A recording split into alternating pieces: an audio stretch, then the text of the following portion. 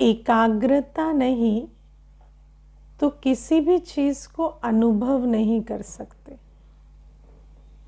है ना। मानो आप एक बहुत सुंदर झरने के पास खड़े हैं, प्रकृति की बहुत सुंदर वहाँ छटा है,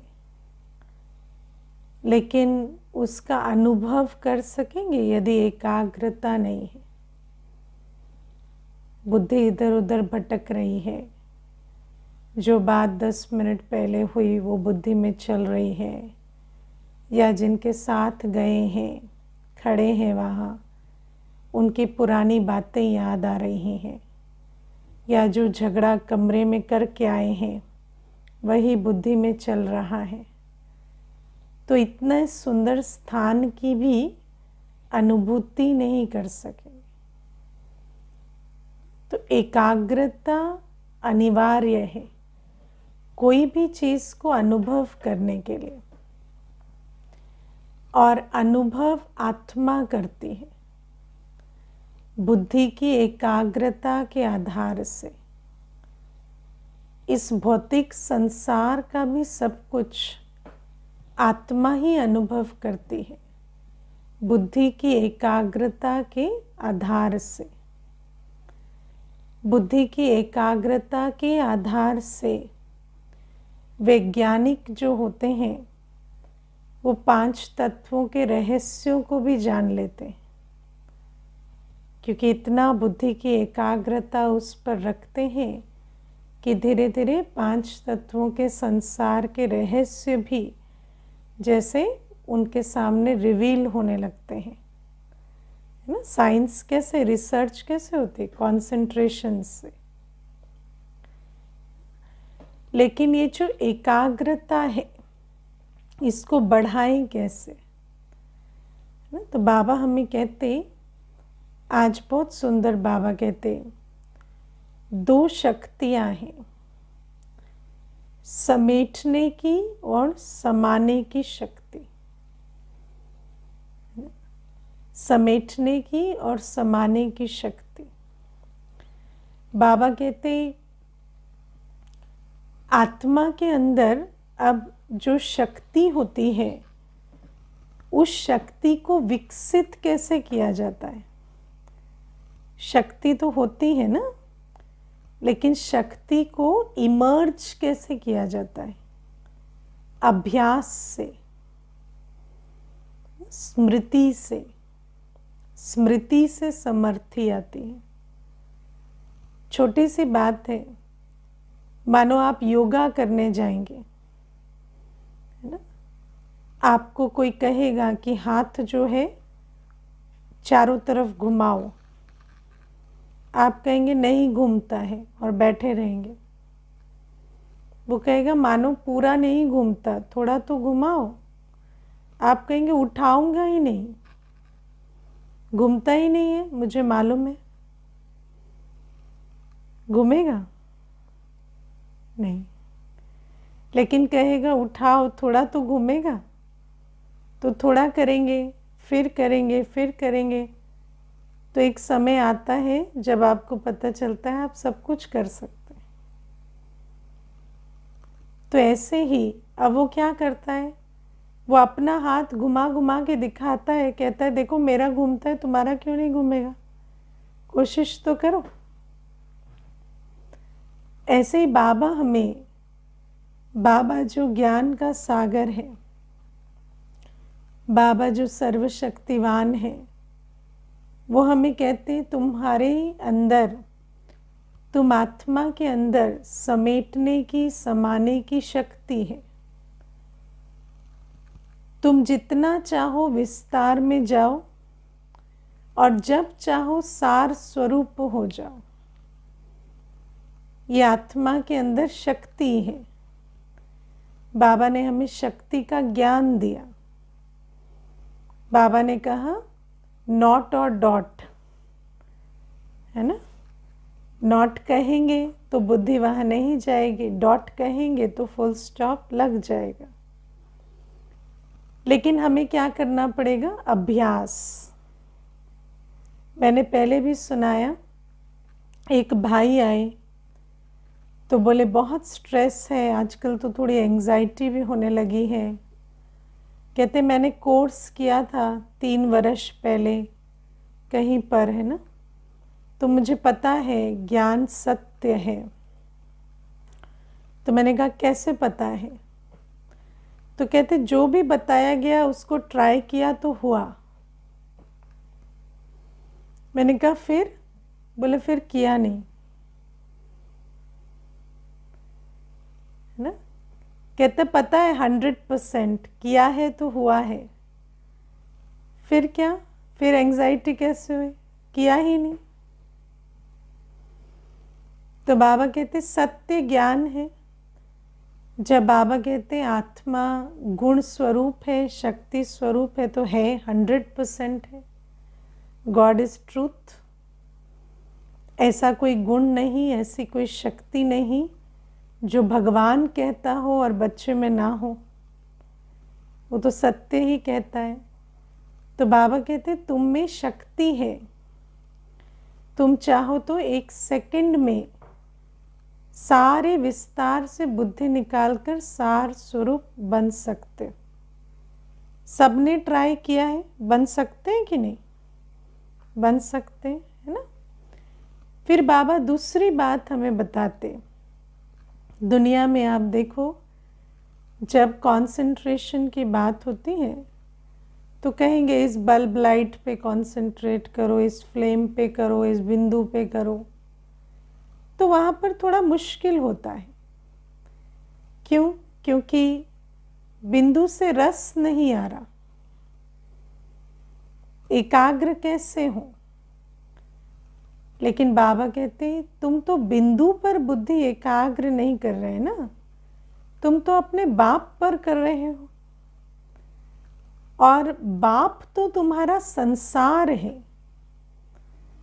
बाबा कहते सत्य क्या है?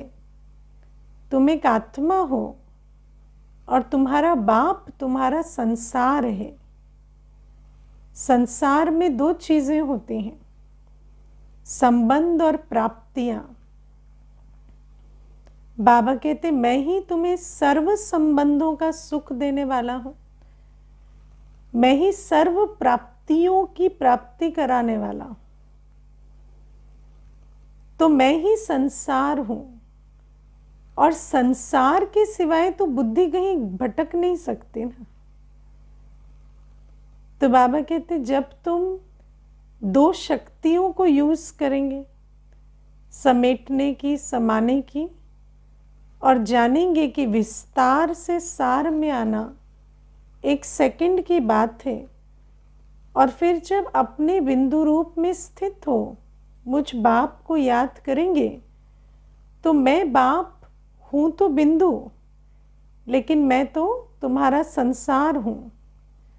तो वहां एकाग्र होना मुश्किल नहीं, क्योंकि संसार के सिवाय और कहाँ जाएगी बुद्धि। तो बाबा कहते इस प्रकार से तुम एकाग्रता का अनुभव करो, लेकिन अभ्यास चाहिए। आज बाबा ने कहा ना, पुरुषार्थ कर आगे बढ़ने की चिंता होनी चाहिए।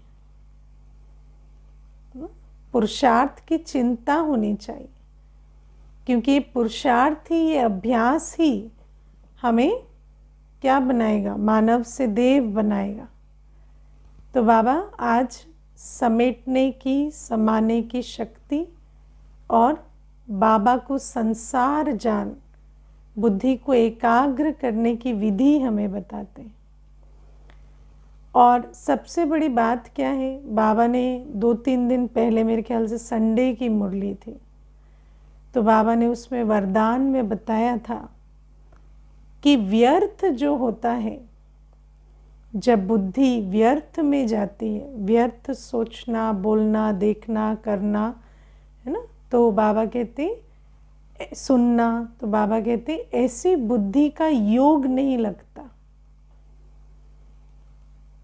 और जब योग नहीं लगेगा तो विकर्म विनाश कैसे होंगे, कमाई कैसे होगी। तो इसीलिए, और उस दिन भी बाबा ने यही समझाया था कि व्यर्थ को एक सेकंड में खत्म कर सार रूप में स्थित हो जाना है। और ये जो व्यर्थ है, बाबा ने हमें एक नियम बताया है, हर आदत वृद्धि को पा जाती है ना, हर आदत वृद्धि को पाती है।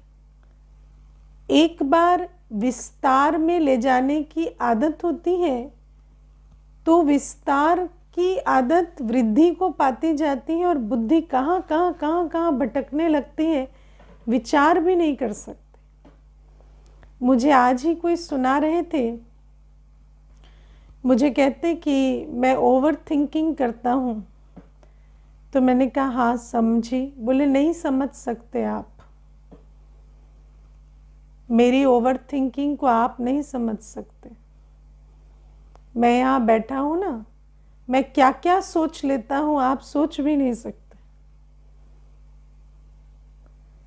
मुझे कहते कि किसी को खरोंच आ जाती है ना, मैं उसकी अर्थी तक पहुंच जाता हूँ, है ना। और आप कहते हैं संकल्प से सृष्टि रची जाती है। सारे दिन शिवानी बहन को सुनता हूँ टीवी पर, संकल्प से सृष्टि रची जाती है, पता भी चलता है सृष्टि रच रहा हूँ, लेकिन मेरी ओवर थिंकिंग का ये हाल है कि कुछ भी नहीं कर पाता। तो बाबा कहते कि ऐसा नहीं बनना है। कहते एक तरफ सोचता रहता हूँ, दूसरी तरफ ये सोचता रहता हूँ क्या सोच रहा हूँ, क्या बन रहा है, फिर सोचता जाता हूँ। तो आप सोचो मनुष्य की हालत क्या हो जाती। तो इसीलिए बाबा कहते तुम्हें गुणों शक्तियों का ज्ञान मिला, उस शक्ति को इमर्ज करो, क्योंकि धीरे धीरे एक समय आता है जब संस्कार इतने प्रभावी हो जाते हैं कि उस समय पुरुषार्थ की भी मार्जिन नहीं रहती। इसीलिए व्यर्थ बोलने की, व्यर्थ सोचने की, व्यर्थ सुनने की, व्यर्थ देखने की, व्यर्थ करने की जो भी आदतें हैं उनको मिटानी पड़ेगी। और बाबा कहते ब्रेक तो है, समेटने की, समाने की शक्ति हर आत्मा में है, पर उस शक्ति के ज्ञान को यूज कर तुम्हें पुरुषार्थ करना पड़ेगा। और बाबा तो संसार है, बाबा में तो सब कुछ समाया हुआ है। अगर एकाग्र करेंगे बुद्धि को तो एकाग्र हो सकेंगे। मैं नहीं समझती कि दुनिया में और कुछ भी ऐसा है जिस पर आप सचमुच एकाग्र हो सकते। मैं अपने निजी अनुभव से ये बात जानती हूँ। मैं जीवन में जो भी की सबसे बोर हो गई कुछ समय है ना, पढ़ते हैं तो पढ़ने से बोर हो जाते हैं, कोई काम करते हैं उससे बोर हो जाते हैं, लेकिन बाबा से बोर नहीं हो सकते बाबा पे आप एकाग्र हो सकते हैं, क्योंकि बाबा तो संसार है ना, और संसार तो खत्म नहीं होता ना। आत्मा का पूरा संसार बाबा है। आत्मा जो भी चाहती है वो बाबा के अंदर समाया हुआ है। तो जब भी डुबकी लगाएंगे ना, रतन लेकर आएंगे। इसीलिए एकाग्रता का अभ्यास करना है तो एक बाबा ही है जिससे हम एकाग्रता का अभ्यास कर सकते हैं। और बाबा कहते एक बार एकाग्रता का अभ्यास हो जाता है, एकाग्रता का गुण इमर्ज हो जाता है, फिर क्या है, कोई भी कार्य करते हैं तो एकाग्रता रहती है ना, क्योंकि एकाग्रता का गुण आ गया। लेकिन अभ्यास तो और किसी चीज पर नहीं हो सकता। मैं समझती हूँ सारे गुण शक्तियाँ इमर्ज करने का सोर्स तो एक बाबा ही है। बाकी आप सोचे है ना, जैसे दुनिया में आजकल कहते हैं कि आप बुक रीडिंग की कोशिश करो, रुचि ना आए तो क्या करें बुक में, है ना तो रीडिंग करने की कोशिश कर रहे हैं पर रुचि नहीं आ रही तो नहीं कर सकते। लेकिन बाबा तो सागर है ना, तो बाबा में बाबा पर जैसे ही एकाग्र करेंगे ध्यान, तो खूब खजाने मिलते हैं, अनुभवों के, ज्ञान के, शक्तियों के, गुणों के। तो बाबा कहते एकाग्रता का गुण आत्मा बाबा की याद में डेवलप कर सकते। तो ये विधि आज बहुत सुंदर विधि बाबा हमें समझाते, और बाबा हमें आज माया के प्रति बहुत सावधान करते हैं, है ना। आज थोड़ा सा एक अनुभव सुनाऊंगी। एक बार ना एक सास बहू आते थे, तो बहू कहती ये पीछे पड़े रहते हैं मेरे, सारे दिन मेरी सास पीछे पड़ी रहती, ये ऐसे क्यों कर दिया, वो ऐसे क्यों रख दिया, वो वैसे क्यों कर दिया। तो मुझे कहती इतना तंग करके रखती है ना दीदी कि सपने भी मुझे इन्हीं के आते, है ना, कोई सपने भी नहीं आते। तो सास भी ज्ञान में चलती थी, अच्छी है बहुत, क्योंकि दोनों आत्माओं से संपर्क रहा। तो मैंने एक दिन बातों बातों में उसको पूछा, उसके पीछे क्यों पड़े रहते हो। तो मुझे कहती है वो किसी के पीछे ना पड़े इसीलिए उसके पीछे पड़ी रहती हूँ, है ना। जब आई थी शादी करके तो एक दो बातें ऐसी हो गई थी, तो मुझे लगा इसके पीछे मैं नहीं पड़ूंगी तो ये किसी के पीछे पड़ जाएगी। तो मैंने कहा तो सारे दिन पीछे पड़े रहते। कहती और करूं तो क्या करूं, उसकी बुद्धि को फ्री ही नहीं छोड़ सकते, फ्री छोड़े तो इधर उधर लग जाती है। कहती मैं भी बूढ़ी हो रही हूँ, मेरे लिए भी परेशानी है, लेकिन मैं समझ चुकी हूँ इनको ऐसे तंग करके रखना पड़ता है दीदी, अभी आप नहीं समझोगे, आप सास बनोगे ना तो समझोगे। तो मैंने कहा हम तो सास नहीं बनेंगे ना। कहते बनना तो पड़ेगा ना दीदी, अभी कन्याएं आएंगी तो आप देखना। तो आप भी देखेंगे कि उस प्रकार से पीछे लगे रहना पड़ता है, नहीं तो ये सब इधर उधर बुद्धि भटकती है। तो मैंने कहा वो तो बाद में देखेंगे, लेकिन ये बात मैं आपको आज क्यों सुना रही हूँ, क्योंकि ये जो बात है ये सत्य है। कहने में अच्छा नहीं लगता पर ये सत्य है। मनुष्य आत्मा की वृत्ति कैसी है ना, जैसे ही फ्री होती है ना पाप कर्म की तरफ जाती है ना। बुद्धि या तो कर्म बंधन चुक्त करने में जाएगी या पाप कर्म में लग जाएगी। आत्मा है ही विकारी, जैसे ही उसको आराम मिलता है क्या करेगी, कुछ ना कुछ विकर्म बनाएगी, है ना। ये जो ट्रेडिशनल तरीका है मैं इसको हाँ नहीं कहती, लेकिन इस तरीके का भी एक लॉजिक है ना। तो क्या है, जैसे ही बुद्धि फ्री होगी विकारों की तरफ जाएगी। अब क्या है, पहले तो हम सारे दिन तेरे मेरे, अच्छे बुरे, राइट रॉन्ग, वो गलत मैं सही, इसमें उलझे रहते थे। अब जैसे ही फ्री हो जाएंगे, जब आत्मा समझ में आ गया, बाबा समझ में आ गया, फ्री हो गए, तो क्या करेंगे, और ही पाप कर्म बनाएंगे, नए विकर्म, है ना। फिर किसी की तरफ आकर्षण, फिर किसी और को पकड़ेंगे, उसके प्रति क्रोध, कुछ ना कुछ चलेगा। क्योंकि पुराने जो हैं उनको तो हम कर्म बंधन को चुक्त कर रहे हैं, और जब मन बुद्धि फ्री है तो संस्कार जो है वो नए की तरफ जा रहे हैं। आप मानते हैं इस बात को? यही होता है। तो इसीलिए बाबा ने हमें बताया है कि तुम्हें ईश्वरीय सेवा, आज बाबा कहते हैं ना 8 घंटे ईश्वरीय गवर्नमेंट की सर्विस करनी पड़ेगी। क्योंकि जब हम बाबा के बनते हैं तो हमारा रियल टाइम, रियल एनर्जी बहुत बढ़ जाती है, और उसको सेवा में नहीं लगाया तो क्या होगा, मनुष्य का दुश्मन क्या है ना। देखो जब आत्मा विकारी है तो उसी का तन मन धन उसका दुश्मन है। और जब आत्मा श्रेष्ठ है तो उसी का तन मन धन उसकी उन्नति की सीढ़ी है। तो जब विकारी संस्कार खत्म नहीं हुए हैं, ऊपर ऊपर से हमने थोड़ा शांत रहना, उलझना कम कर दिया, शांत रहना शुरू कर दिया, तो फिर क्या होता, वो जो विकारी संस्कार है ना, वो नए विकर्मों के लिए प्रेरणा देते। इसीलिए बाबा हमें कहते हैं कि ये जो तन मन धन है इसका ट्रस्टी बनो।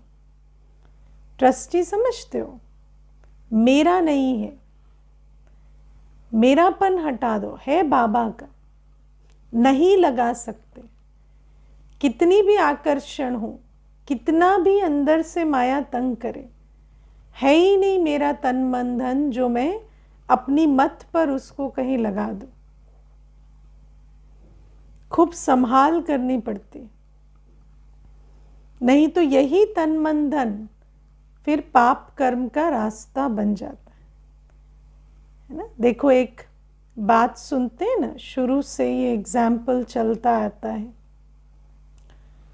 कि जब एक फील्ड है, जगह है, स्थान है, उस पर अगर झाड़ उगी हुई थी, आपने उसको साफ कर दिया लेकिन पौधे नहीं लगाए, फिर क्या होगा, थोड़े दिन बाद फिर झाड़ उग जाएगी वहाँ, है ना। वीड्स जो यूजलेस प्लांट्स होते हैं वो फिर रुक जाएंगे वहाँ। क्यों? क्योंकि उसको खाली नहीं छोड़ सकते। ऐसे ही बाबा कहते कि जो पाप कर्मों की खेती तुम कर रहे थे, अभी तुम उस फसल को काट देते हो तो खाली तो नहीं रहेगा ना तन मन धन। उसे अगर सेवा में नहीं लगाएंगे तो फिर वही तन मन धन से नए पाप कर्म बनेंगे। मैं आपको एक छोटी सी इसमें बात बताती हूँ।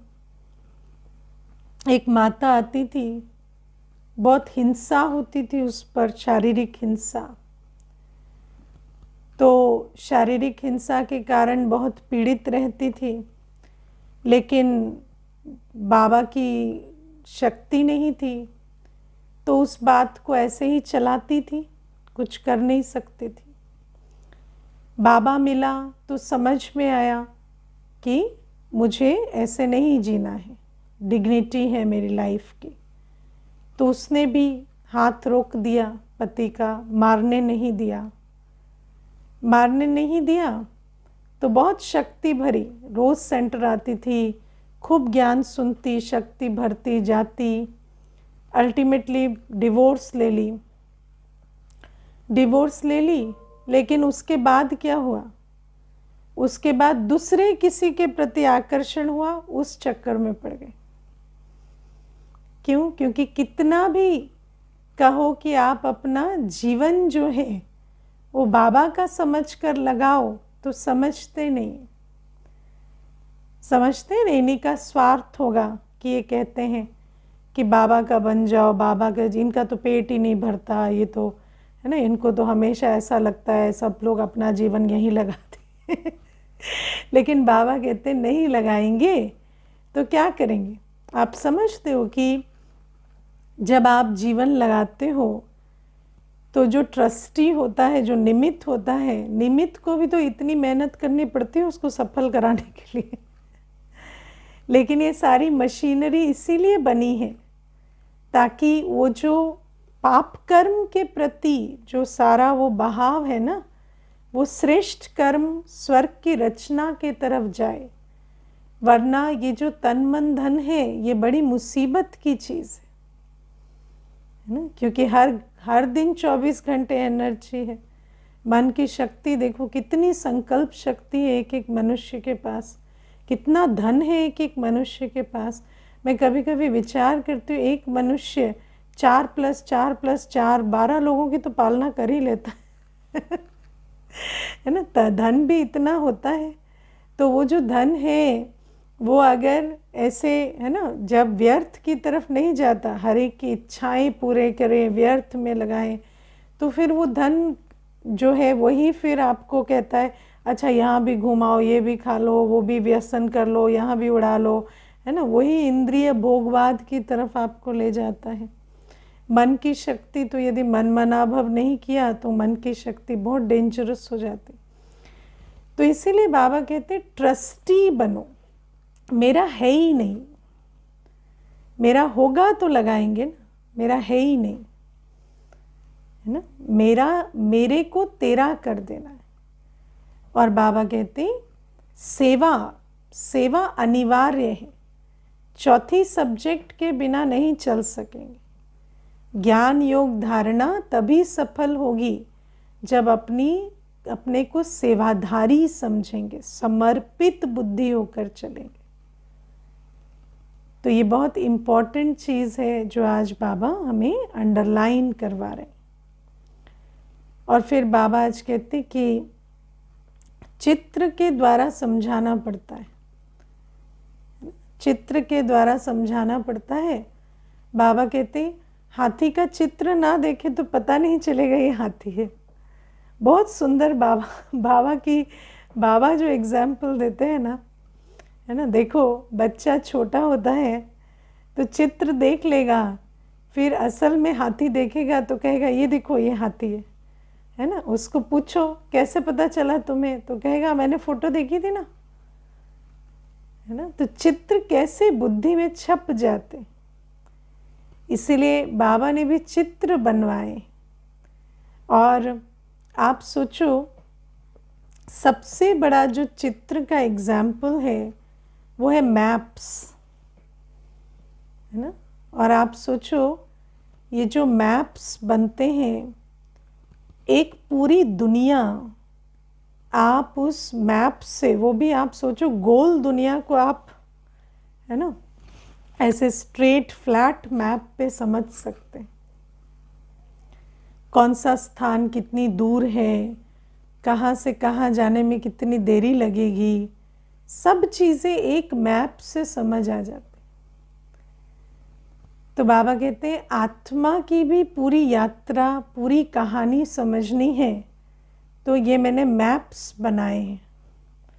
बाबा कई बार बहुत सुंदर ये बात कहते हैं कि ये जो तुम्हारे चित्र हैं ये भी मैप्स हैं, और इन मैप्स के आधार से तुम समझ सकते हो कि तुमने कहाँ से कहाँ तक की यात्रा की है, कहाँ तुम्हारी यात्रा परमधाम से शुरू हुई और कहाँ तुम आज कलयुग अंत में और फिर अभी संगम युग में बाबा की गोद में बैठे हो। वही बाबा जो परमधाम निवासी था वही आज यहाँ आया हुआ है, तुम उसकी गोद में बैठे हो। और फिर यहाँ से वहाँ जाने में भी कितना 1 सेकंड लगेगा, फिर हमें घर जाना है, फिर हमें वापस आना है। तो बाबा हमें कितना सुंदर सृष्टि चक्र के रूप में, सीढ़ी के रूप में और कल्पवृक्ष के रूप में आदि मध्य अंत का पूरा ज्ञान सुनाते हैं, आत्मा परमात्मा का निवास स्थान समझाते हैं। तो बाबा कहते चित्रों का बहुत महत्व है, इतना महत्व रखते हैं। हाँ, महत्व रखते हैं तो चित्र पास में होने चाहिए, है ना। पॉकेट चित्र आता है ना, पॉकेट चित्र हमेशा पास में होना चाहिए। किसी को भी ज्ञान सुनाते हैं तो चित्र दिखाकर सुनाना, है ना। कई बार मनुष्य क्या है, अपनी बुद्धि में चित्र है ना तो समझा रहा है, उसको लग रहा है उसको सब समझ में आ रहा है। उसकी बुद्धि में वो चित्र नहीं है जो आपकी बुद्धि में चल रहा है ना। तो आप कुछ कह रहे हैं वो कुछ समझ रहा है ना। आप कह रहे हैं सतयुग था, वो डायनासोर भी देख रहा है सतयुग में, उसकी अपनी इमेजिनेशन चल रही है ना। वहाँ डायनासोर थे, आपने बताया था, नहीं मैंने नहीं बताया डायनासोर थे, नहीं वो उस दिन बात तो हुई थी हमारी, नहीं मैंने नहीं बताया डायनासोर थे क्यों? क्योंकि चित्र में दिखाया, चित्र नहीं दिखाओगे तो कैसे आइडिया मिलेगा। तो बाबा कहते हर चीज़ का चित्र दिखाकर समझाना, ये बहुत इम्पोर्टेंट धारणा की सब्जेक्ट है ना। आत्मा का भी चित्र दिखाना है। कई बार बिना आत्मा का चित्र दिखाए मेडिटेशन करा रहे हैं है ना। आप भ्रिकुटी पर देख कर योग लगा रहे हो, वो पता नहीं कहाँ योग लगा रहा है, उसको पता ही नहीं आत्मा भ्रिकुटी पर है। कह भी दिया पर चित्र के बिना नहीं समझ में आता। तो बाबा कहते हैं इसलिए चित्रों का बहुत महत्व है। और फिर बाबा आज सबसे बड़ी बात जो समझाते कि बाबा हमें बुद्धू से बुद्धिवान बनाते, और बुद्धिवान अर्थात पवित्र, है ना। और बाबा कहते हैं दुनिया में भी जो पढ़े लिखे व्यक्ति होते हैं वो किसके सामने सर झुकाते हैं? जो बुद्धिवान होते हैं, पवित्र होते हैं, उनके सामने। क्योंकि पवित्रता से बुद्धि का ताला खुलता है ना। अपवित्रता में इस दुनिया में जो दो आंखों से दिखाई देने वाली चीजें हैं ना, वो समझी जा सकती, लेकिन पवित्रता से आप वो समझ सकते हैं, वो बुद्धि में धारण हो सकता है जो इन दो आंखों से दिखाई नहीं देता। और इस दुनिया में 10% सत्य बस उतना है जो दिखाई देता है, 90% दिखाई ही नहीं देता ना। तो बाबा कहते हैं सब कुछ को बुद्धि में रखने के लिए आपको पवित्र बुद्धि चाहिए। बस इन दो आंखों तक सीमित ना रहें। बुद्धि जो है दूरादेशी बने, त्रिकालदर्शी त्रिलोकीनाथ बने। बिना त्रिकालदर्शी, बिना त्रिलोकीनाथ, बिना त्रिनेत्री बने हम बुद्धिवान नहीं बन सकते, है ना। वैसे भी क्या कहते हैं, हाफ नॉलेज इज डेंजरस। आज सारी दुनिया की प्रॉब्लम क्या है? हाफ नॉलेज, है ना। हाफ नॉलेज ही तो है ना। हाफ नॉलेज से क्या होता है? हाँ, हाफ नॉलेज से ब्लेम शुरू होता है। आज आप किसी भी चीज़ को देख लो, साइंस को देख लो, सोशल साइंस को देख लो, साइकोलॉजी को देख लो, हिस्ट्री को देख लो, ज्योग्राफी को देख लो, हमें सिर्फ ब्लेम सिखाया जाता है, ब्लेम करना, है ना। हिस्ट्री पढ़ते हैं तो क्या सीखते हैं? इस देश, इस मुल्क, इस कौम ने हमारे साथ ये कर दिया, तो ये हमारे दुश्मन है। साइकोलॉजी में तो सब कुछ पेरेंट्स ने किया है, सारी गलती पेरेंट्स की, है ना। तो हर चीज़ में हम क्या सीख रहे हैं? ब्लेम सीख रहे। इसीलिए बाबा कहते हैं वो बुद्धिवानी नहीं है, बुद्धिवान बनाते हैं बाबा, हमें पवित्र बनाते हैं बुद्धि को। और ज्ञान तो सत्य है, ज्ञान तो बाबा देते ही हैं, लेकिन वो ज्ञान धारण हो उसके लिए पवित्रता चाहिए। और मुख्य बुद्धिवानी में ज्ञान की भी बात नहीं, सत्य ज्ञान तो बाबा देते ही हैं, वो इम्पॉर्टेंट है। सत्य ज्ञान तो हर तरफ मिलता है। आज आप विचार करो, टीवी पे, इंटरनेट पे बाबा का ज्ञान कहाँ नहीं है, लेकिन क्या हर बुद्धि धारण कर लेती है? नहीं। जो पवित्रता का पुरुषार्थ नहीं करता वो धारण नहीं कर पाता। मालूम है मैं आत्मा हूँ, है ना, लेकिन रोते रोते कहेगा आत्मा तो है लेकिन दुख तो होता है ना। आत्मा है तो क्या दुख नहीं होता क्या? आत्मा को ही दुख हो रहा है ना। तो जो नशा, वो जो खुशी है, शक्ति है, वो कहाँ है? तो इसीलिए बाबा कहते ज्ञान तो मैं तुम्हें दे देता हूँ, बेहद की हिस्ट्री, ज्योग्राफी समझा देता हूँ, लेकिन वो ज्ञान बुद्धि में धारण तब होता है जब पवित्र बनते हैं। और पवित्र बनाने वाला बाबा है। बिना रोज क्लास किए, अमृत वेला किए कोई पवित्र नहीं बन सकता। बन सकता है? नहीं बन सकता। रोज बाबा के सम्मुख क्लास में बैठेगा, अमृत वेले बैठेगा, है ना, सारे दिन, है ना, टीचर की डांट खाएगा तब बनेगा पवित्र। कोई पीछे पड़ने वाला चाहिए बिना पीछे पड़े पवित्र नहीं बनते। ये जो पूरा सिस्टम बना है ना, बहुत अच्छा सिस्टम। तो बाबा कहते हैं मैं ही तुम्हें पवित्र बनाता,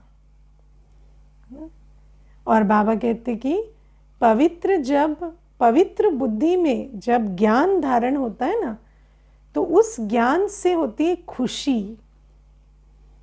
वो जो खुशी है ना, अतीन्द्रिय सुख, नशा, कि मैं कौन, मैं किसका, मैं क्या बनने जा रहा हूँ। बाबा कहते इससे बड़ी कोई खुशी नहीं, इससे बड़ी कोई प्राप्ति नहीं जिसका नशा। भगवान से ऊपर कुछ मिलता है क्या? लेकिन मनुष्य कहता है हाँ बाबा तो आया है, लेकिन क्या करे, क्यों नशा क्यों नहीं, खुशी क्यों नहीं, प्योरिटी नहीं है, तो धारणा नहीं होती। इसीलिए बाबा कहते बुद्धू को बुद्धिवान बनाता हूँ पवित्र बनाकर। और बाबा कहते तुम्हारे में भी नंबरवार है, लेकिन जो सचमुच बाबा के बनकर पवित्र बनते हैं, संपूर्ण पवित्र बनते हैं, बाबा कहते उनके जैसा बुद्धिवान, उनके जैसा राजाओं का राजा, उनके जैसा मान का अधिकारी कोई नहीं बनता। ठीक है। ओम शांति।